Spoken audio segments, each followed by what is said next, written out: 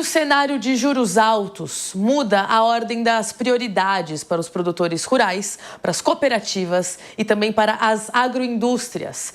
Existe um cenário de escassez de recursos, um investidor cada vez mais preocupado em avaliar o risco, o crédito, então, também para quem consegue aprovar essa capacidade de pagamento, tudo isso sendo muito, claro, ligado a lastros reais.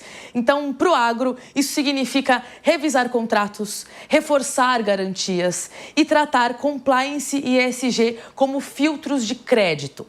Para a gente analisar esse momento de mudança, nós vamos receber a advogada e diretora da Comissão de Direito do Agronegócio da OAB do Paraná, Rafaela Parra. Bem-vinda à Hora H do Agro. Rafa, obrigada por conceder aqui uns minutos do seu tempo para a gente fazer essa leitura de cenário. Então, eu já começo te perguntando, né?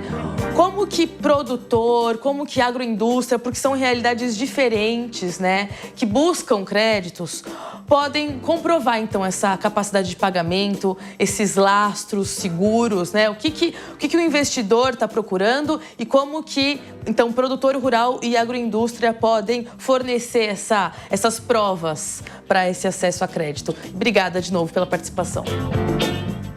Eu que agradeço, Mari, obrigada, é sempre um prazer conversar com você, com os teus ouvintes e sempre muito bom falar sobre o agronegócio. A gente está num clima um pouco mais tenso para o agronegócio já há alguns anos, mas nesse último ano nós temos aí esse clima tenso se estrangulando entre todo o setor. E aí quando nós pensamos em crédito, no acesso a crédito e no cenário, não diria nem na fotografia, mas no filme que se desenhou nos últimos tempos para o agro, a gente vê um produtor rural cada vez mais estrangulado, o efeito dominó na cadeia agroindustrial, que acaba resvalando também na agroindústria, a inadimplência acaba subindo, o acesso ao crédito fica mais escasso, por isso os juros estão mais altos também, por uma questão de inflação no nosso país, e o agro sempre suportando então tudo isso. E aí a gente precisa equilibrar os pratinhos dentro do agronegócio. E a segurança jurídica ela acabou se tornando protagonista nisso tudo, porque como você bem comentou, é hora de revisitar garantias, manter caixa, manter as garantias reais. Então, todo esse acesso a crédito, principalmente no ambiente privado, nessa relação entre produtores rurais, as cooperativas até certo ponto e as agroindústrias, ela acaba tomando essa forma um pouco mais robusta. Então, você perguntou, né, o que a gente pode fazer, o que o produtor rural pode fazer para acessar esse crédito. E aí fica muito forte, na minha análise, tanto com os clientes quanto com o mercado e conversando com vários players do mercado, que a gente precisa ter uma governança forte, ou seja, um compliance forte também em relação a documentos, a garantias reais, a toda a questão patrimonial. A gente já vê, em alguns casos, essa inadimplência do produtor rural trazendo consequências também para a agroindústria, para a capacidade dessa agroindústria de pagamento, e aí você está vendo um boom de recuperações judiciais, por exemplo, de efeito dominó no pagamento. Então, acho que manter as coisas formalizadas, porque quando a gente fala, vamos manter os contratos em dia, muitas relações, às vezes, no agronegócio, elas não têm nenhum contrato formalizado, mesmo quando nós estamos falando de grandes empresas. Então, manter toda essa documentação em dia, manter os lastros dessas garantias reais vinculadas a esses contratos, quando tiverem, por exemplo, dando guarida a CPRs ou algum outro documento, algum papel de mercado de capitais, eu acho que é bem importante. Então, acho que palavra de ouro hoje, formalização dentro do agronegócio.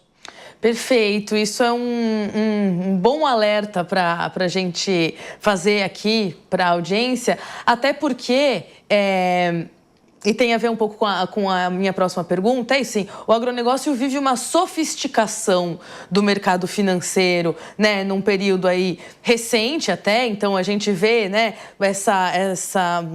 esse atrelar de atividades da agropecuária com o setor financeiro cada vez mais profissionalizado. Então, formalização, como você traz, é necessária. A minha pergunta é a seguinte: O quanto, eu pensei isso enquanto eu estava lendo a sua análise, né, artigo que você compartilhou comigo aqui antes do nosso programa. Eu pensei o seguinte, é isso, o produtor rural, de uma forma geral, está querendo cada vez mais, está conseguindo, né, acessar crédito por novas ferramentas. Então, se antes ele estava ali limitado, entre aspas, ao Plano Safra, hoje a gente tem vários mecanismos, né, um setor financeiro muito mais apetitoso pelo agronegócio. Por outro lado, nada de graça. Então, ao mesmo tempo que essas ferramentas se ampliam, vai ampliar também a complexidade, vai ampliar também a demanda por mais compliance, ESG, formalização. Essa é a leitura, sim. Precisa-se também ter um diálogo um pouco mais adulto, no sentido de, olha, o crédito está aqui, né? Assim, as possibilidades de acesso existem, mas você também precisa fazer a sua parte de formalização. É mais ou menos por aí que o diálogo tem que ir?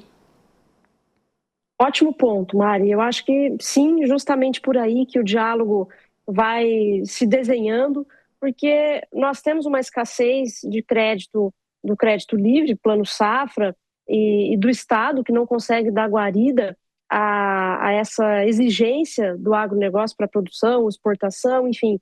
E não é nenhuma crítica ao Estado, é que o agronegócio foi tomando uma proporção tão grande nas últimas décadas que realmente essa sinergia entre o ambiente público e o ambiente privado, esses investimentos, ele foi necessário. Como você disse, não tem almoço grátis, então tudo isso exige uma sofisticação e uma formalização muito maior. E também, se a gente for parar para pensar, dentro do poder não existe vacância, né? Sempre as coisas são colocadas para jogo. E quando a gente pensa na falta de dinheiro, também nós temos o ambiente privado se entremeando nesse mercado, né, que se abriu de investimentos dentro do agronegócio, e é claro, ele vai cobrar toda essa parametrização de formalização, de documentação, e não é só por um simples capricho do mercado, é porque nós estamos falando em investimentos estruturados, nós estamos falando num efeito pirâmide, num efeito no bom sentido, mas num efeito de uma cadeia interconectada, interligada, cujos investidores precisam de garantias de que vão receber esse dinheiro de volta. Então, é uma conversa, como você bem comentou, de adultos, né? Nós precisamos entender, então, toda essa formalização, todo esse lastro, todo o aparato de verificações jurídicas que envolvem os temas do agronegócio como segurança para que esse valor, esse recurso que é injetado dentro do agronegócio, ele possa prosperar e possa circular e, eventualmente, remunerar também os investidores. Perfeito. E aí dentro, então, dessa conversa de adultos, né, acho que tem esse ponto que a gente vem falando aqui no Hora H do Agro com uma certa frequência, que é os critérios ESG, como que eles realmente estão norteando tanto decisões dentro do campo, mas também esses critérios de avaliação para concessão de crédito.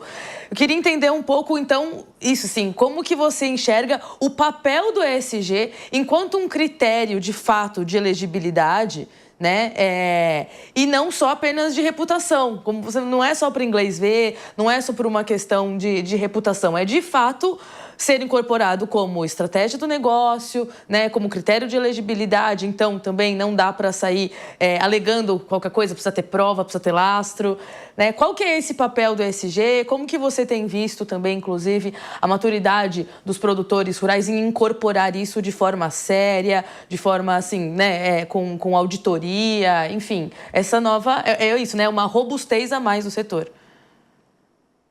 Mário, eu costumo brincar que o ESG ele precisa de um rebranding dentro do nosso país, para que ele possa ser visto como sinônimo de resiliência financeira.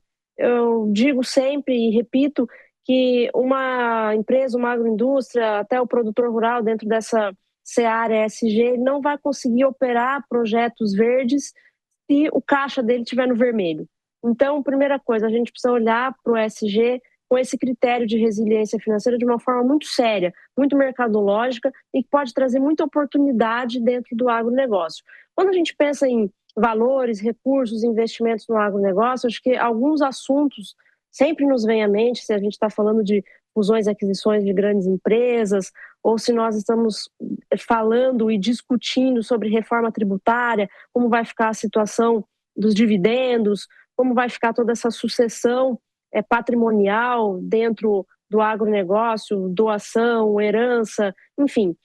Mas tem uma coisa dentro do ESG que eu acho que é super importante, que é a gente olhar para o ESG tanto da parte de governança, que às vezes ela fica desatrelada do ESG e as pessoas pensam que o ESG se refere só a questões sociais e ambientais. Mas não, a governança é super importante e é um pilar muito importante dentro do ESG. Então, isso tudo acaba significando, no fim das contas, perenidade do negócio. E quando nós vamos olhar também para as questões específicas ambientais, por exemplo, nós vemos aí uma força muito grande nas relações comerciais globais do agronegócio brasileiro e da exportação de commodities para outros blocos, outros países, como é o caso dos Estados Unidos, da própria Ásia, da União Europeia. E aí a gente passa a enxergar esses critérios vindos de blocos como a União Europeia, que é muito forte no quesito ambiental, trazendo obrigações para a nossa teia de comercialização e, de certa forma, de segurança jurídica também dentro do nosso país. Obviamente que existe uma discussão sempre muito acalorada e que é salutar sobre as questões que envolvem realidades sanitárias ou realidades comerciais revestidas de sanitárias dentro desse enforcement vindo de fora, mas o fato é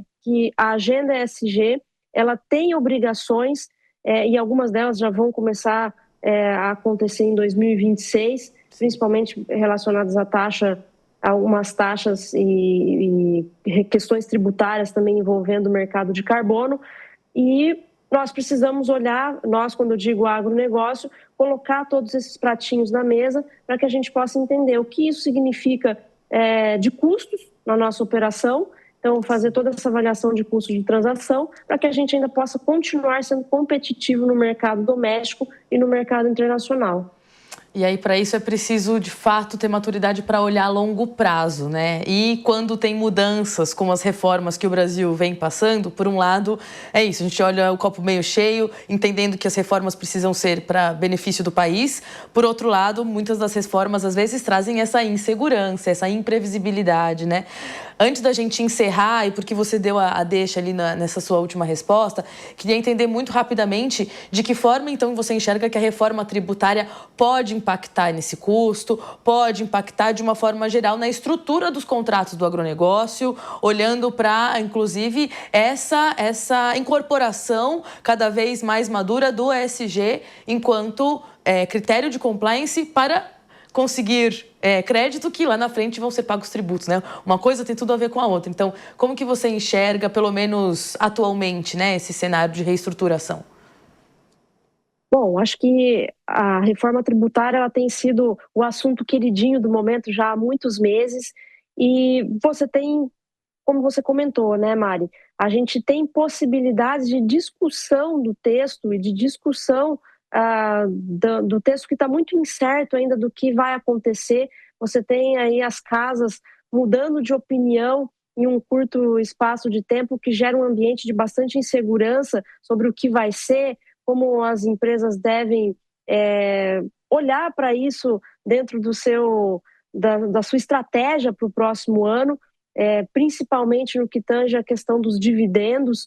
Então, quando a gente está falando em imposto de renda e na distribuição de lucros dentro das empresas. Então, outra questão também muito importante para os produtores rurais, que eu acho que tem suscitado muitas dúvidas e muitos questionamentos, o que é melhor para a questão tributária eu fazer dentro da minha propriedade? Contratos de arrendamento ou contratos de parceria? E aí a resposta não é tão simples assim, nós precisamos olhar para a questão de fato, o que de fato acontece dentro da propriedade.